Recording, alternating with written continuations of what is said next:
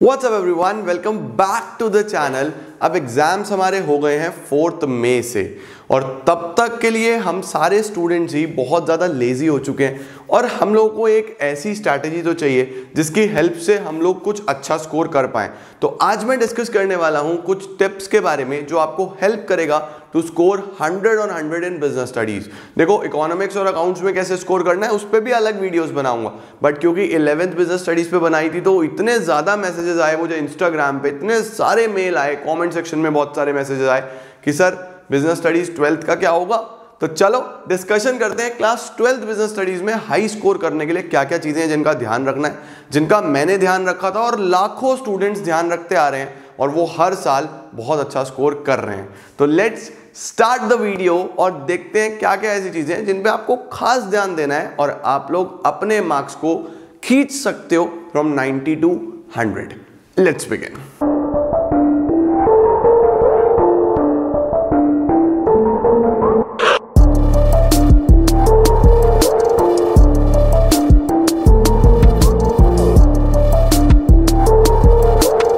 तो guys, video को start करूंगा इसी नोट के साथ कि अगर आप क्लास 11th में हो तो भी ये वीडियो आपके लिए उतना ही हेल्पफुल है जितना क्लास 12th बोर्ड स्टूडेंट्स के लिए है, क्योंकि रेफरेंस में एज अ होल एक सब्जेक्ट का लेके चल रहा हूँ रादर देन कि किसी पर्टिकुलर क्लास को फोकस करते हुए। हाँ, क्लास 12th के बोर्ड एग्जाम है तो उन लोगों को बहुत सीरियसली इस वीडियो को देखना है और समझना है, और क्लास 11 आप रेफरेंस लो क्योंकि आपका जितना बेसिक स्ट्रांग होगा उतना अच्छा आप 12th में एक बढ़िया मोमेंटम लेके जाओगे। मोमेंटम समझते हो ना, वो क्रिकेट वाला मोमेंटम।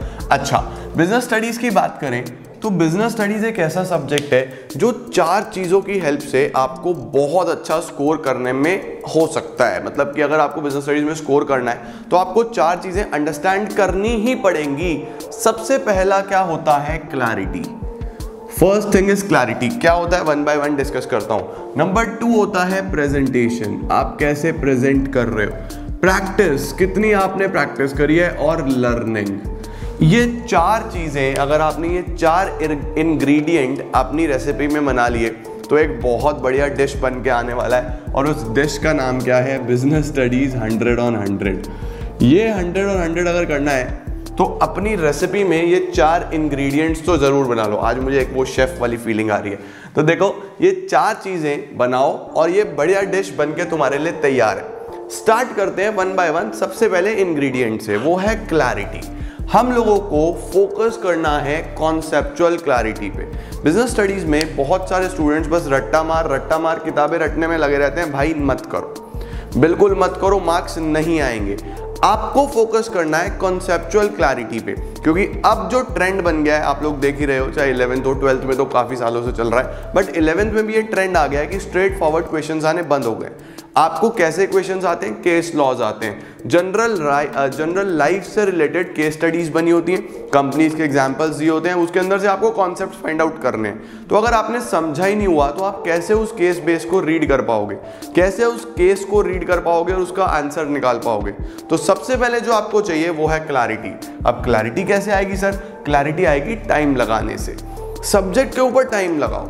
टाइम जितना ज़्यादा लगाओगे और हो सके तो वीडियोस देखो, बुक रीडिंग करो, उससे आपको काफ़ी ज़्यादा हेल्प मिल सकती है। मैंने जितने भी वीडियोस बनाए हैं, चाहे क्लास 11th हो 12th हो, बिजनेस स्टडीज कंप्लीट है, पूरा प्लेलिस्ट बना हुआ है। उनमें जाके आराम से रिवीजन करो, 1 by 1 चैप्टर वाइज रिवीजन करो और बुक से इंपॉर्टेंट लाइंस मार्क करते चलो। उनमें क्लैरिटी लो और फिर एग्जाम्पल साथ साथ नोट करते रहो कि इसका ये है, इसका ये है, इसका ये है। कीवर्ड सारे लिखे हुए हैं मैंने वीडियोज़ में, वही आपको केस स्टडीज में मिलेंगे। इस तरीके से पहले क्लैरिटी ले आओ। कॉन्सेप्ट में क्लैरिटी आ गई तो अपने आप ही अच्छा स्कोर कर पाओगे। तो first thing which you need to do is clarity. Second thing is practice. मैं क्लैरिटी के बाद सीधा किस पे आ रहा हूं? प्रैक्टिस पे। अब सर प्रैक्टिस कैसे होगी?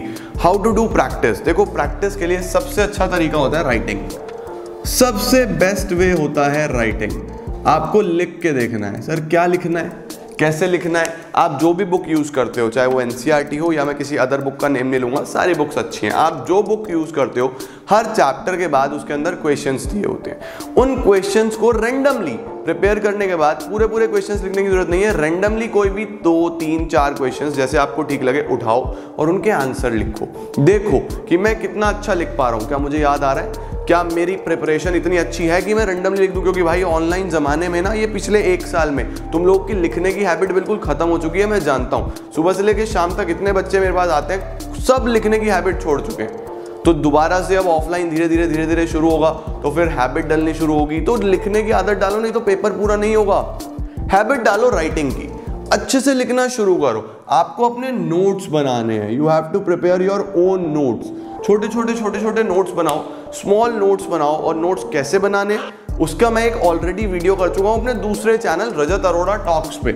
अगर आपने वो चैनल भी भाई सब्सक्राइब नहीं करा तो थोड़ा सा प्यार दिखाओ इस चैनल पे भी और जाके सब्सक्राइब कर दो, क्योंकि इसके ऊपर मैं स्टडीज से अदर देन भी बहुत सारी चीज़ें आपसे डिस्कस कर रहा हूँ जो कि रियल लाइफ स्किल्स हैं। कैसे आप सक्सेसफुल हो सकते हो, कैसे स्टूडेंट आगे बढ़ सकता है, क्या क्या इनकम सोर्सेज है, पैसा कैसे कमा सकते हो, बहुत सारी चीज़ें हैं। तो चैनल को सब्सक्राइब कर देना, क्योंकि काफ़ी अच्छी चीज़ें, पढ़ाई सब कुछ नहीं होता भाई, और भी बहुत सारी चीज़ें ज़रूरी होती हैं। वो सब चीज़ें इस पर डिस्कस कर रहा हूँ। अब नोट्स का डिस्कशन मैंने वहाँ करा है कि किस तरीके से आपको नोट्स बनाने हैं, कैसे आप अच्छे नोट्स बना सकते हो, इफेक्टिव नोट्स बना सकते हो जो आपको हेल्प कर सकते हैं बढ़िया स्कोर करने में।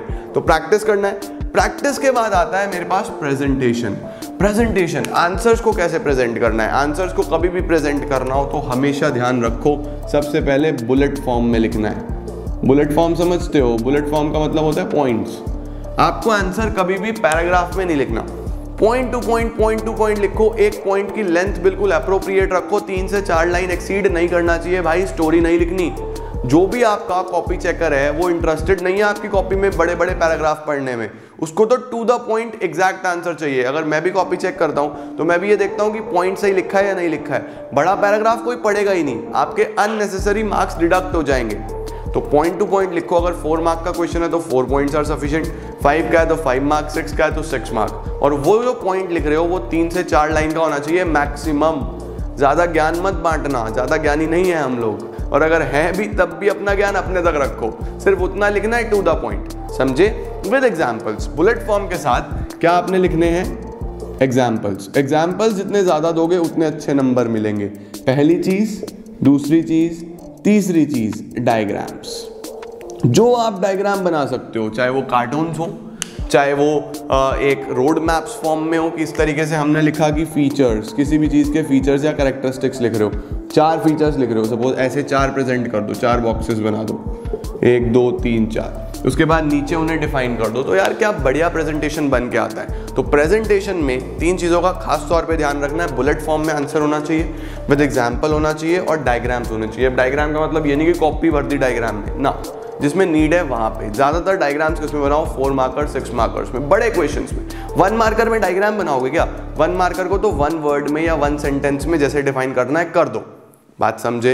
इस तरीके से प्रेजेंटेशन करना है। अब सबसे मुश्किल काम होता है लर्निंग। सर याद कैसे करें? क्या बिना याद करे काम चल जाएगा? To be very honest, to be very frank with you all, बिना याद करे काम नहीं चलेगा। अगर कोई तुम लोग को ये कह रहा है ना यार कि सब कुछ बस समझ लो, समझ के लिखाओ, तो भाई देखो ये चीज़ किसी को हो सकता है बुरी लगे तो I am really sorry, but to be honest मैं चाहता हूँ कि आप लोग स्कोर करो। और अगर तुम लोग को स्कोर करना है तो ये जो हमारा एकेडमिक सीजन चलता है ना, ये जो एकेडमिक्स चलता है, इसके अंदर सिर्फ समझने से कुछ नहीं होने वाला, रटने की अपनी इंपॉर्टेंस है। You need to be good at both understanding as well as cramming. आपको दोनों चीज़ों पे ध्यान देना है। अब मैं ये नहीं कह रहा कि लाइन टू लाइन रट लो, बट जो अच्छी लाइंस हैं, जो आपको अच्छे मार्क्स दिलवा सकती हैं, उन लाइंस को लर्न करो। आप देखो कि कौन से कीवर्ड्स हैं जो मुझे यूज़ करने हैं अपने आंसर्स में, which make my answer more presentable, which make my answers more accurate, as well as which will help me to get good marks. तो वो लाइंस याद करो। हर कॉन्सेप्ट में कुछ ना कुछ लाइंस होती हैं, उन्हें याद करो और अच्छे तरीके से लिख के आओ। तो लर्निंग करनी इज इंपॉर्टेंट। अब लर्निंग करनी कैसे है? लर्निंग के लिए take help of your parents. अपने पेरेंट्स की मदद लो, अपने छोटे सिस्टर्स की, ब्रदर्स की, या एल्डर की भी ले सकते हो, बड़ों की ले लो यार, मदद लो। जैसे छोटे होते हम लोग को रिवाइज कराते थे ना हमारे पेरेंट्स कि अब चलो अब रैंडम क्वेश्चन बताओ।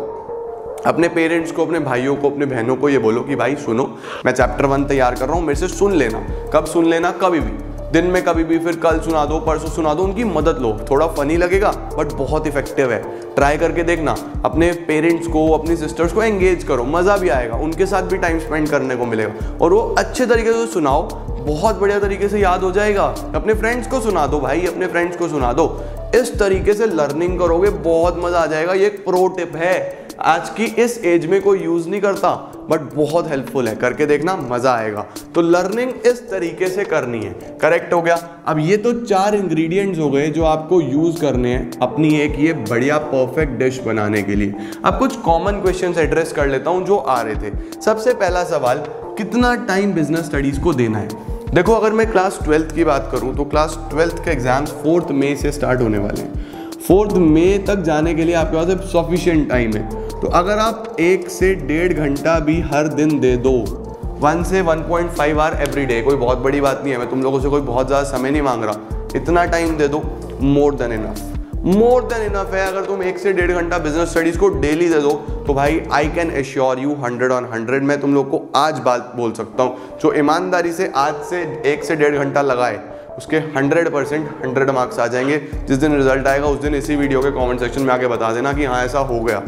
और अगर आप 11th में हो तो 11th में आपको क्या करना पड़ेगा, इस टाइम को थोड़ा सा एक्सपेंड कर लो, 1.5 से 2 आवर्स दो, क्योंकि आपके एग्जाम्स जल्दी हैं तो आपको प्रिपेयर भी उसके अकॉर्डिंगली करना है। तो थोड़ा सा ज़्यादा समय लगाओ और चीज़ों को अच्छे से प्रिपेयर करो। दूसरा सवाल, हाउ टू मेक नोट्स कैसे बनाने हैं? नोट्स के लिए मैंने ऑलरेडी बताया कि वीडियो बन चुका है और उस पर जाके अच्छे से देख लो। तीसरा, how to complete exam on time. Sir ये तो हो जाता है कि एग्ज़ाम मेरा पूरा ही नहीं होता, मुझे आता तो है लेकिन पूरा नहीं होता, उसको क्या करूं? देखो वो क्यों नहीं पूरा होता, क्योंकि आपको प्रैक्टिस नहीं है। Practice will make you perfect. Practice कैसे करना है? अच्छे से सैंपल पेपर लो, कोई भी अच्छे सैंपल पेपर लो और 15 to 20 सैंपल पेपर्स आपको सॉल्व करने ही करने हैं। 15 से 20 सैंपल पेपर आपको सॉल्व करने हैं टाइमर लगा के, विद टाइमर लगाओ और उसको लेके बैठो। देखो कि क्या हम टाइमर में 2.5 आवर्स में पेपर पूरा कर पा रहे हैं। एग्जामिनेशन में 3 आवर्स मिलेंगे बट मैं आधा घंटा थोड़ा इस बार लेके चल रहा हूँ। देखो कोविड का सिनेरियो है तो पता नहीं किस तरीके से वहाँ पे सिस्टम है, क्या डिस्टर्बेंस हो जाए। हम लोगों को 2.5 आवर्स में प्रैक्टिस करके चलनी है और जितनी ज़्यादा प्रैक्टिस करोगे ना उतना अच्छा हो जाओगे, उतना कॉन्फिडेंस बिल्डअप हो जाएगा। तो प्रैक्टिस पेपर्स ले लो, सैम्पल पेपर्स ले लो और उन्हें अच्छे से सॉल्व करो। बहुत सारे सैम्पल पेपर्स मार्केट में आते हैं, अब कौन सा बेस्ट है कौन सा नहीं है उस चीज़ के ऊपर भी मैं अपकमिंग टाइम में वीडियोस बनाऊंगा। बट फिलहाल आपके पास जो बुक है उसके पीछे बहुत सारे प्रैक्टिस पेपर्स दिए, उन्हें सॉल्व करो। बात समझ रहे हो? तो इस तरीके से अगर आप काम करने वाले हो तो आपको कोई नहीं रोक सकता बिजनेस स्टडीज में पूरा 100 स्कोर करने से। कुछ कॉमन चीज़ें हमने डिस्कस करी, कुछ क्वेश्चंस एड्रेस करे। इसके अलावा अगर आपको थियोरेटिकल सब्जेक्ट्स में कुछ और इश्यूज आ रहे हैं तो लेट मी नो, मैं आने वाले वीडियोज़ में उन्हें कवर अप कर दूंगा। तो ये था आज का एक बहुत अच्छा, मुझे लगा कि कॉन्सेप्चुअल वीडियो बनाना चाहिए, ये चीज़ें समझाऊं मैं आप लोगों को, क्योंकि बहुत सारे ऐसे बच्चे हैं जिन्हें समझ ही नहीं आ रहा क्या करना है। तो नो वरीज एट ऑल, आप लोग आज से भी शुरू करते हो तो you have sufficient time. Playlist बनी हुई हैं, सारे सब्जेक्ट्स जितना भी हुआ है यार, जो भी हुआ है मैक्सिमम मेरे से जितना हो पा रहा है मैं कर रहा हूँ आप लोगों के लिए, और अरेंज्ड है। अच्छे से देखो, बुक रीडिंग लगाओ। In this way you can definitely score very well. My best wishes are always with you. Still अगर कोई समस्या, परेशानी, प्रॉब्लम आ रही है तो बिल्कुल टेंशन मत लो, कमेंट सेक्शन में बता दो। मैं कमेंट रीड ज़रूर कर लेता हूँ, चाहे मैं थोड़ी देर में पढूं, बट मैं पूरी कोशिश करता हूँ कि पढूं। टाइम है मेरे पास या नहीं है, बट आप लोग मेरी हमेशा से प्रायोरिटी हो। तो बस आज के लिए इतना ही। पूरी उम्मीद कर रहा हूँ कि आप लोगों को सारी चीज़ें समझ में आई हैं। स्क्रीनशॉट लेना है, लो, चीज़ों को नोट कर लो अपनी अपनी डायरीज में और अच्छे से स्कोर करो। Thank you so much.